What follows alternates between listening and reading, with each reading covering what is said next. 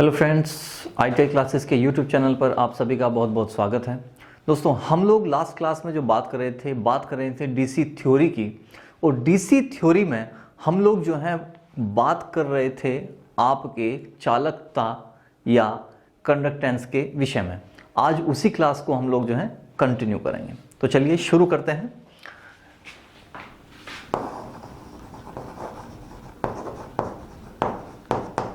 Conductance अर्थात चालकता, इसके विषय में तो हम ऑलरेडी पहले पढ़ ही चुके थे। फिर भी एक बार आपको बता देता हूं कि इसका फॉर्मूला था हमारे पास में क्या, में G = 1/r। और इसका जो आपका मात्रक हमने बताया था वो बताया था आपको कितना, साइमन, जिसको आप S से डिनोट करते हैं। तो कंडक्टेंस की बात की थी अर्थात चालकता की बात कर रहे थे। तो हमने ये बताया था कि जिस प्रकार से किसी सर्किट के अंदर, अब कोई सर्किट है, यदि कोई आपका कोई चालक है अर्थात कोई तार है, उसके अंदर विद्युत धारा का जो प्रतिरोध करता है वो क्या कहलाता है, प्रतिरोधकता कहलाता है। उसी प्रकार से जब किसी चालक के अंदर धारा के प्रवाह को सुगम बना देता है तो वो क्या कहलाता है, आपका कंडक्टेंस अर्थात चालकता कहलाता है। अर्थात चालक का वो गुण जिसके कारण विद्युत धारा का प्रवाह उसके अंदर आसानी से हो जाता है, वही क्या कहलाता है, आपका चालकता कहलाता है। ये बिल्कुल प्रतिरोध का बिल्कुल विपरीत है, क्योंकि प्रतिरोध क्या करता है, वो जो है अपोज करता है आपके किसका, विद्युत के प्रवाह का, उसको बहने नहीं देना चाहता। लेकिन यहां चालकता क्या करता है, बिल्कुल उसका उल्टा कर देता है, अर्थात वो आसानी से उस चालक के अंदर धारा को प्रवाहित करना चाहता है। इसीलिए हम लोगों ने ये कहा कि चालकता को G से दिखाते हैं, और जो चालकता है वो गुण है उस चालक का, ये बिल्कुल रेसिस्टेंस का कैसा होगा, उल्टा हो जाएगा, प्रतिरोध का बिल्कुल उल्टा हो जाएगा। अब हम जो बात करने वाले हैं वो बात करने वाले हैं विशिष्ट, आपके विशिष्ट चालकता।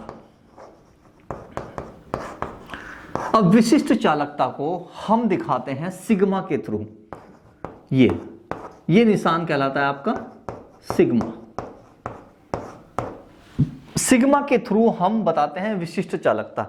अब ये विशिष्ट चालकता है क्या, जिस प्रकार से प्रतिरोध का भी एक विशिष्ट प्रतिरोध होता है, उसी प्रकार से चालकता का भी एक विशिष्ट चालकता होता है, जिसको हम सिग्मा से डिनोट करते हैं। अगर मैं फॉर्मूले की बात करूं तो ये जो सिग्मा है ये किसके बराबर हो जाएगा, 1/ किसके, रो के। और रो यहां क्या है, ये क्या है आपका, क्या था, विशिष्ट प्रतिरोध था। अर्थात विशिष्ट प्रतिरोध का जो उल्टा होगा वो क्या कहलाएगा, आपका सिग्मा कहलाएगा। और सिग्मा क्या होगा, विशिष्ट चालकता होता है।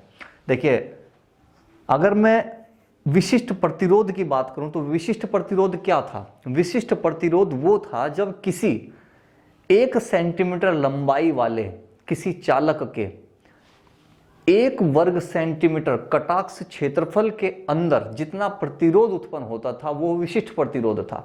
ठीक उसी प्रकार से यदि L लंबाई का कोई चालक हो, उसका कटाक्ष क्षेत्रफल हो, उसके अंदर जितना भी ज्यादा चालकता का गुण होगा वो उसका विशिष्ट चालकता कहलाता है। सीधे सीधे अल्फाज ये है। तो बिल्कुल सेम उसी का है, क्योंकि विशिष्ट प्रतिरोध का उल्टा हो गया है। तो अब यहां से इसका मात्रक क्या बन जाएगा, मात्रक बन जाएगा आपका, मात्रक हो जाएगा आपका साइमन प्रति सेंटीमीटर। ये हो गया आपका इसका आपका मात्रक, साइमन प्रति सेंटीमीटर। चलिए अब बात कर लेते हैं इसके क्वेश्चंस की। ये आपके लिए बहुत इंपॉर्टेंट है, क्योंकि ये जो कंडक्टेंस और हम जो बात कर रहे थे अभी आपके विशिष्ट प्रतिरोध की, इनसे काफ़ी कुछ सवाल आपसे पूछे जाते हैं।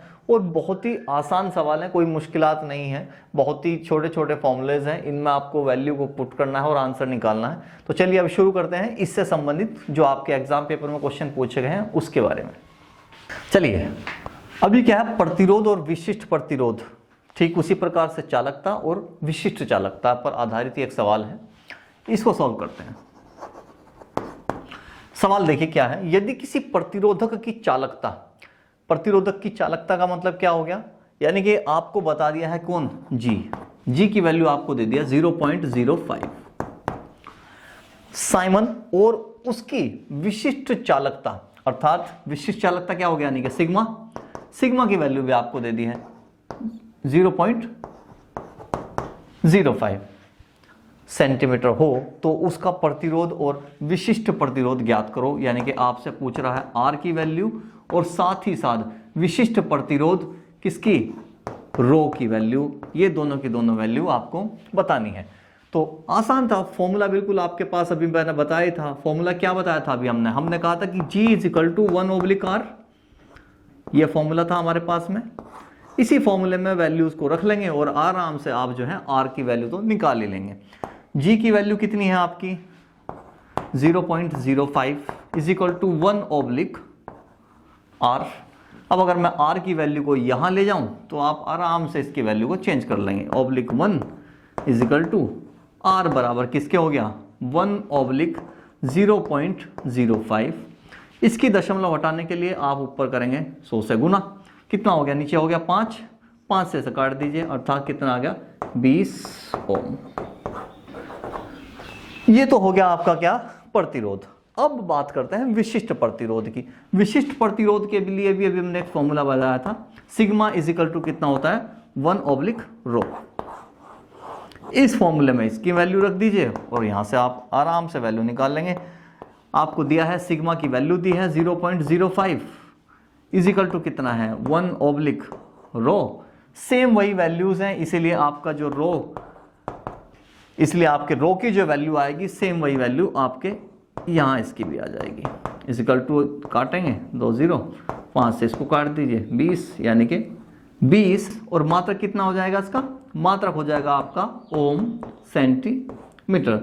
सेंटीमीटर क्यों, क्योंकि देखिए आपको जो वैल्यू दी है साइमन प्रति सेंटीमीटर में दिया है, तो इसीलिए जब आप मात्रक लिखेंगे तो उसको विशेष तौर से ध्यान रखिएगा कि सेंटीमीटर में है या फिर आपका मीटर में दिया गया है। तो मात्रक का विशेष तौर से ध्यान रखिएगा कि आपको जो मात्रक दिया गया है वो कैसा है, सेंटीमीटर में यहां दिया है तो वहां भी सेंटीमीटर में ही, अगर मीटर में होगा तो मीटर में लेंगे। तो जितना महत्वपूर्ण आपका प्रतिरोध और विशिष्ट प्रतिरोध है उतना ही ज्यादा महत्वपूर्ण आपका क्या है, चालकता और विशिष्ट चालकता है, क्योंकि दोनों पर ही बेस्ड क्वेश्चन जो है आपके एग्जाम पेपर में पूछे जाते हैं। तो चलिए अब बात करते हैं इससे नेक्स्ट की, जहां हम बात करेंगे आपके संयोजन की, अर्थात जो आपका कनेक्शन होता है तो कनेक्शन को आप किस किस तरह से कर सकते हैं। तो चलिए अब हम बात करते हैं संयोजन की। और संयोजन किसका,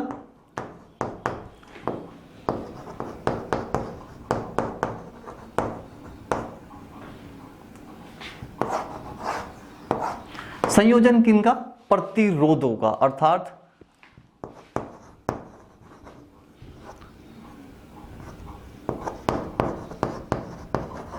रेजिस्टर्स कनेक्शंस। अब जो प्रतिरोधक हैं, प्रतिरोधकों का आपको क्या करना होता है, संयोजन करना होता है। देखो जिस तरीके से हम लोग अपने घर में क्या करते हैं, इलेक्ट्रिसिटी जो आपका घरों में जो बोर्ड बनते हैं, सर्किट जो बनते हैं, उनके अंदर रेसिस्टेंस लगाए जाते हैं। वो रेसिस्टेंस जो प्रतिरोधक होते हैं वो किस प्रकार से लगते हैं उसके बारे में बात करते हैं। तो रेजिस्टर्स का जो कनेक्शन होता है वो बेसिकली तो होता है 2 ही प्रकार का, लेकिन एक तीसरा और भी होता है। तो जिनमें से आपका पहला है कौन सा, सीरीज कनेक्शन, अर्थात श्रेणी क्रम।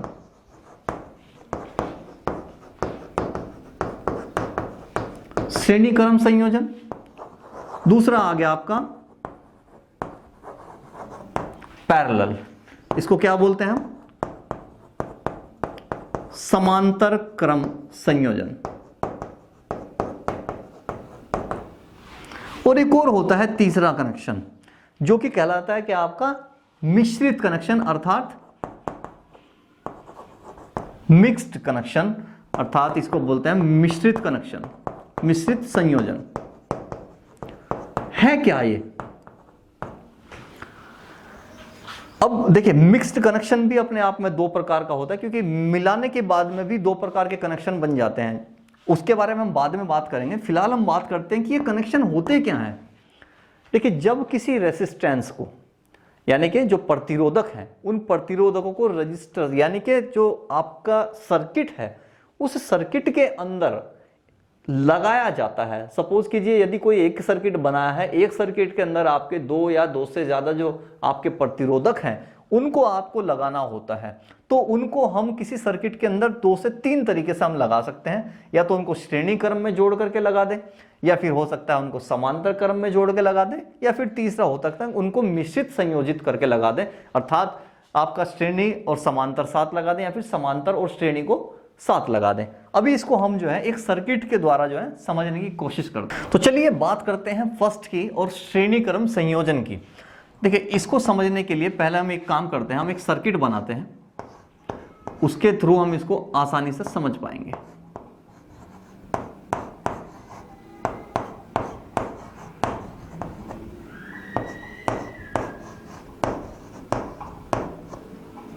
ये हमारा एक सर्किट है, यहां वोल्टेज है, ये हमारे प्रतिरोधक हैं, पहला R, R2 और R3, 3 प्रकार के इसमें प्रतिरोधक लगा दिए। तो श्रेणी क्रम संयोजन है क्या? देखिए, प्रतिरोधकों का ऐसा संयोजन, यानी कि जब प्रतिरोधकों को इस प्रकार से जोड़ा गया हो कि इसके अंदर बहने वाली धारा का मार्ग सिर्फ एक ही हो, तो इस प्रकार के प्रतिरोधकों के संयोजन को हम क्या बोलते हैं? श्रेणी क्रम का संयोजन बोलते हैं। तो इस सर्किट के अंदर जिसे हमने V वोल्टेज दिया है, विभवांतर जहां V है, इसके अंदर धारा I बह रही है, तो पहले रेसिस्टेंस के लिए भी धारा का मान I होगा, दूसरे के लिए भी I ही होगा, और तीसरे के लिए भी I होगा, क्योंकि देखिए कोई और मार्ग तो है नहीं धारा के जाने का, तो एक ही रास्ता है। तो जब धारा का मार्ग एक ही होगा तो इस प्रकार के जो सर्किट होंगे वो क्या कहलाते हैं? हमारे श्रेणी क्रम संयोजन कहलाता है। अर्थात प्रतिरोधकों का इस प्रकार से संयोजित किया जाना कि उसके अंदर बहने वाली जो धारा है वो कैसी हो? समान हो, परंतु वोल्टेज कैसी होगी? आपका जो विभवांतर है वो हर एक के लिए अलग अलग होगा। देखिए, जितनी वोल्टेज यहां से चली इस परिपथ में, तो पहले वाले प्रतिरोध के हिसाब से उसने अपना वोल्टेज ले लिया, जितना बाकी बचा वो दूसरे को दिया, इसको हमने V2 से दिखाया। जितनी इस रेसिस्टेंस को जरूरत थी इसने भी ले लिया वोल्टेज, अब जो बाकी बचा वो चला गया आपके रेसिस्टेंस 3 के पास में, तो हमने इसकी वोल्टेज को V3 कहा। इस प्रकार से ये पूरा का पूरा जो क्रम है वो कंप्लीट हो जाता है। तो प्रतिरोधक जब इस प्रकार से संयोजित हो कि उसमें धारा का मान एक ही होगा परंतु वोल्टेज का मान अलग अलग होगा, तो इस प्रकार के संयोजन को श्रेणी क्रम का संयोजन कहा जाता है। तो 2 चीजें देखिए हो गई। पहली बात तो ये कि धारा का मान अर्थात I का मान समान रहेगा हर एक प्रतिरोधक के लिए। दूसरा, V का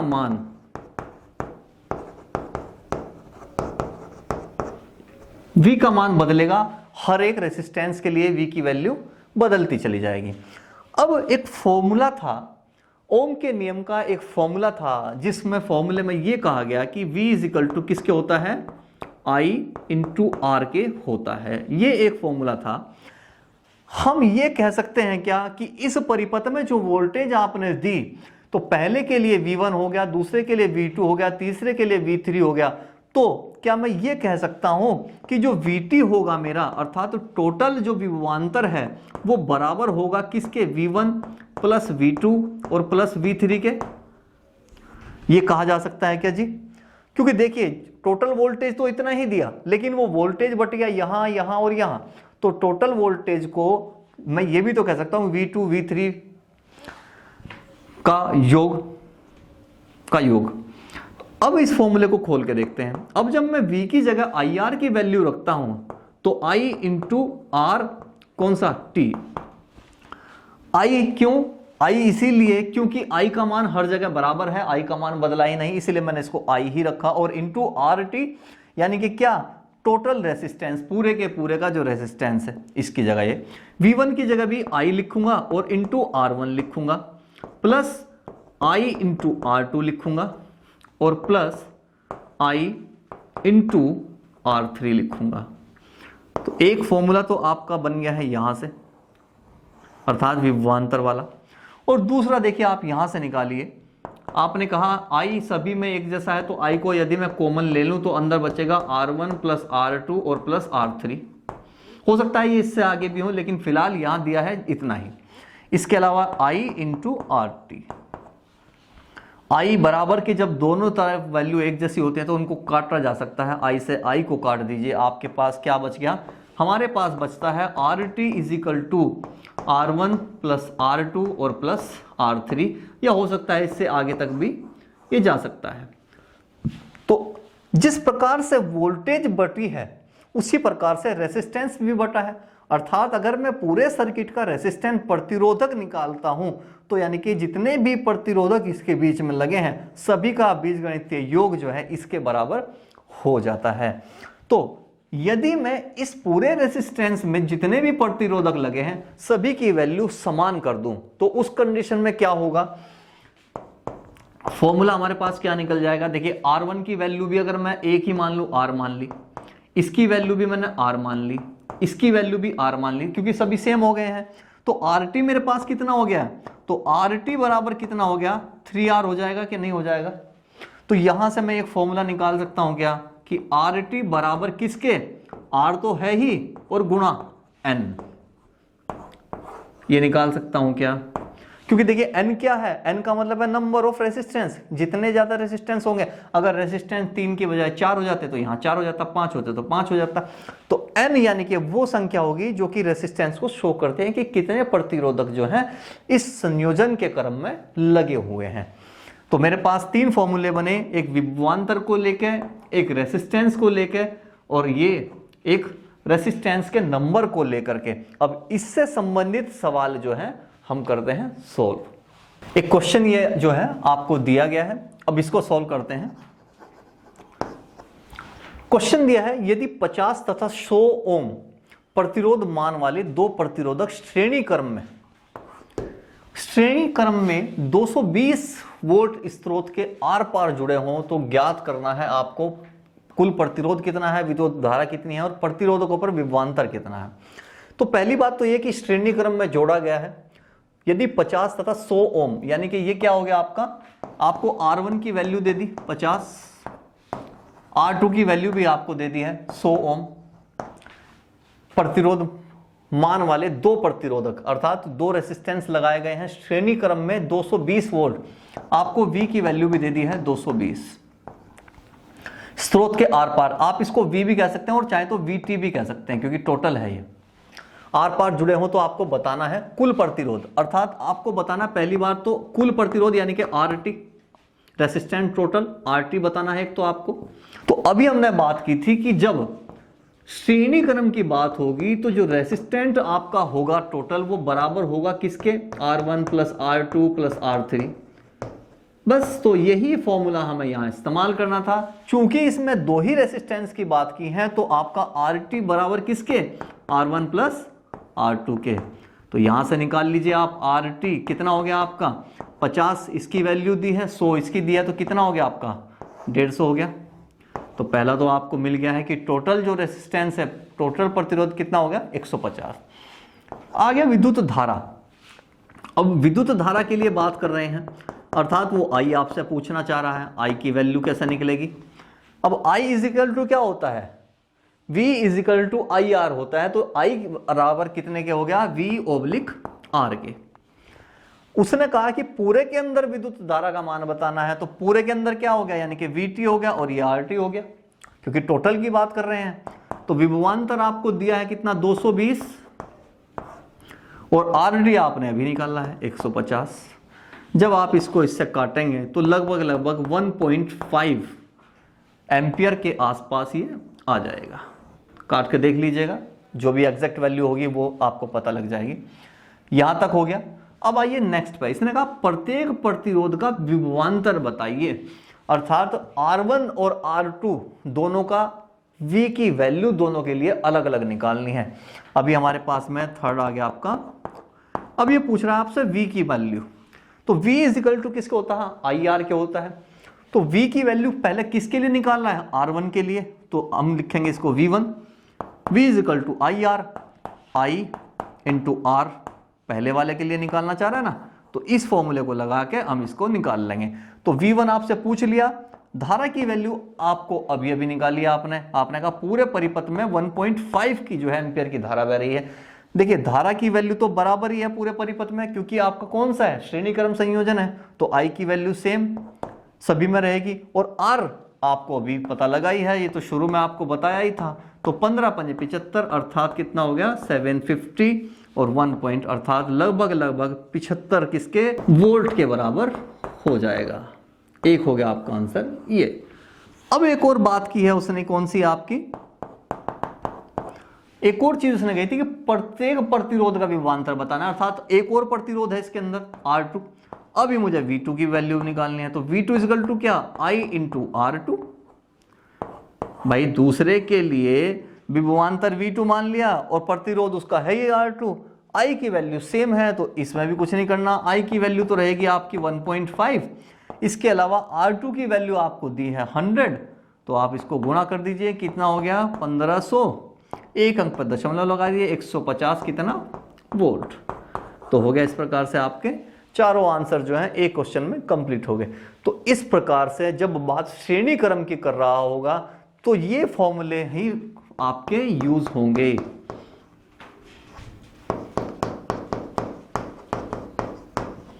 दूसरा ये, और तीसरा जो आपको एक और बताया था R T is equal to किसके, आर इंटू एन के।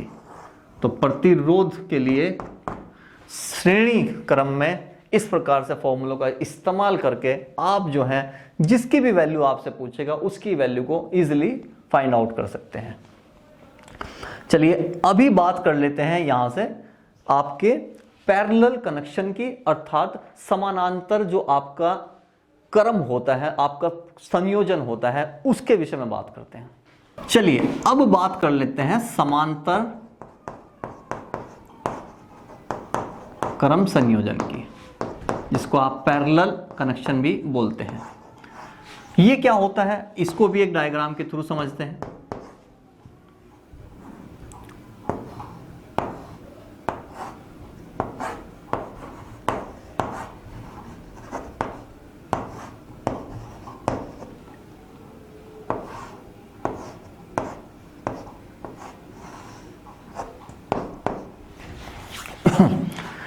देखिए ये जो आपको एक डायग्राम मैंने दिखाया है इधर, ये एक सर्किट है, सर्किट के अंदर ये विभवांतर है आपका, धारा इसके अंदर आई बह रही है।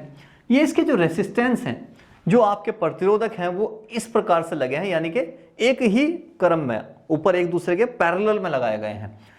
तो हम अगर डेफिनेशन की बात करें तो प्रतिरोधकों का इस प्रकार का संयोजन, प्रतिरोधकों का किसी सर्किट में ऐसा संयोजन है जिसके अंदर धारा I का मान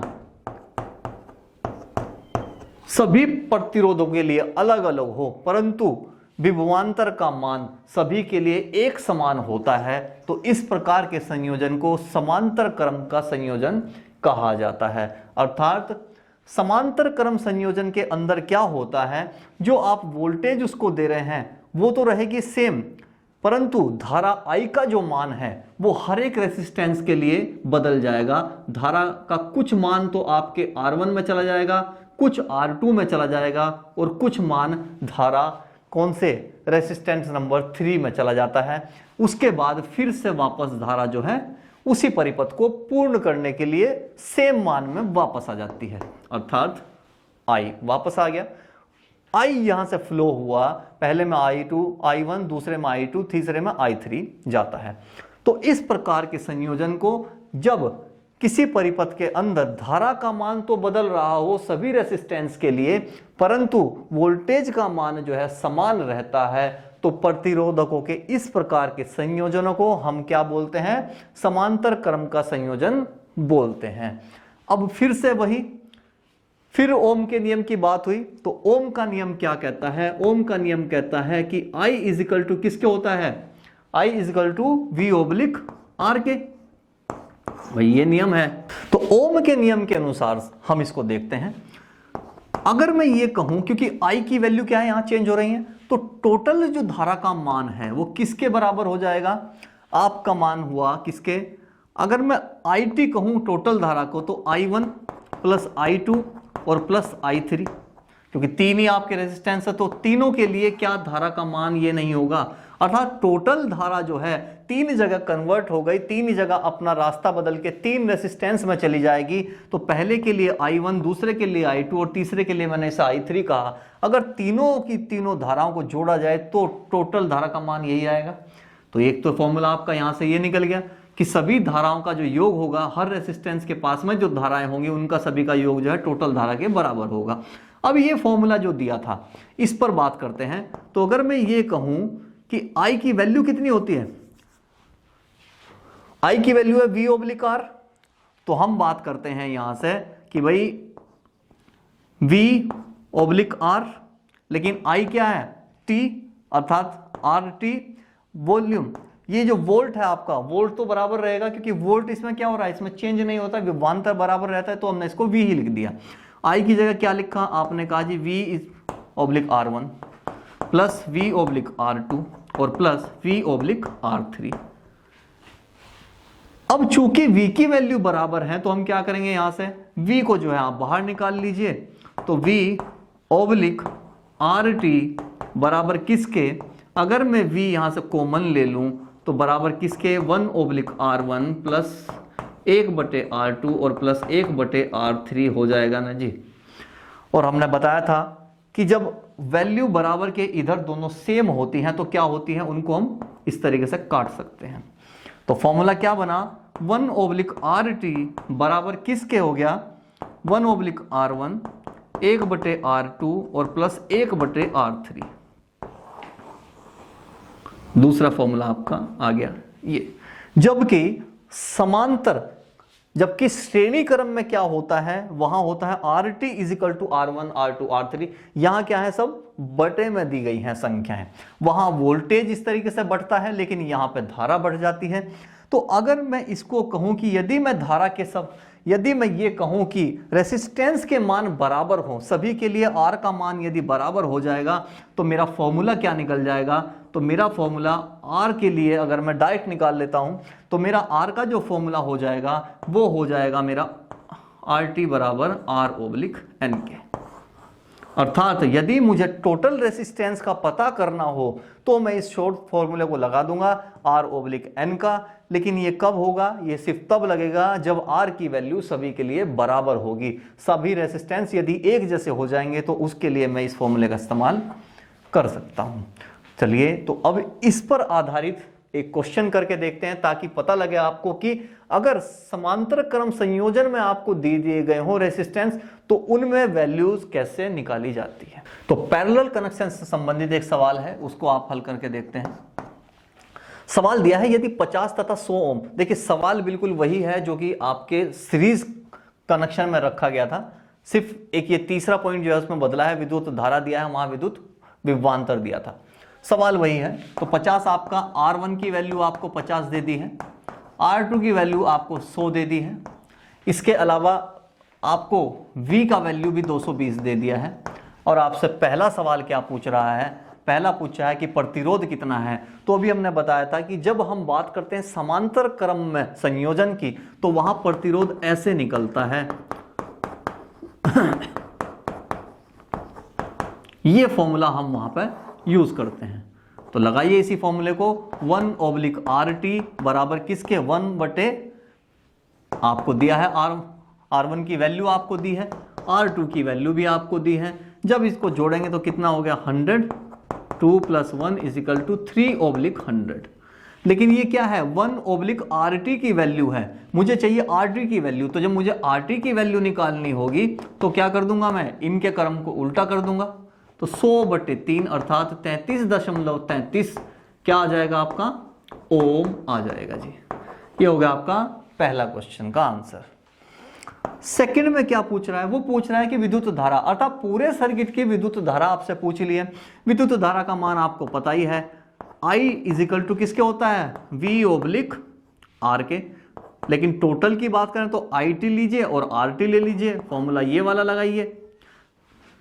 अब IT की वैल्यू अगर वो आपसे पूछ रहा है कि पूरे परिपथ में कितनी धारा बह रही है, तो बराबर V की 220, क्योंकि वोल्टेज तो आपको बताया था कि पैरेलल वाले में क्या है, वोल्टेज का मान हमेशा बराबर रहता है। RT की वैल्यू अभी अभी आपने निकाली है, तो RT की वैल्यू को यहां रख दीजिए, इससे आप इसको और छोटा कर दीजिए, तो लगभग वैल्यू आपकी आ जाएगी 6.6 एम्पियर के आसपास। ये हो गया आपका सेकंड क्वेश्चन, लगभग इतना ही होगा। नेक्स्ट 3 में देखते हैं क्या है, प्रत्येक प्रतिरोध की विद्युत धारा, अर्थात मान तो I का ही पूछ रहा है, लेकिन हर प्रतिरोध के लिए अलग पूछ रहा है, अर्थात I1 निकालनी है आपको। तो I का फॉर्मूला यही फिर V/, लेकिन R क्या लगाना है, R1 लगाना पड़ेगा। I1 का मान जब निकालेंगे तो V कितना है आपका 220, और R1 की वैल्यू कितनी दी है आपकी 50 से इसे डिवाइड कर दीजिए, देख लीजिए क्या आ रहा है, 5 चौक 20, 5 चौक 20, 4.4 एम्पियर। ये हो गया तीसरा। और ये आपका चौथा और लास्ट, आपने कहा कि हर प्रतिरोध की विद्युत धारा बतानी है, तो सेकंड वाले प्रतिरोध की विद्युत धारा I2 हो जाएगी, फॉर्मूला वही, लेकिन यहाँ R2 हो जाएगा इसकी जगह। तो I2 की वैल्यू बराबर किसके, V कितना है 220 और बटे R2 की वैल्यू आपकी 100 दी है, तो 0 से 0 काट दीजिए, इससे इसको डिवाइड करेंगे तो 2.2 एम्पियर। तो इस प्रकार से ये हो गया आपके सारे के सारे आंसर।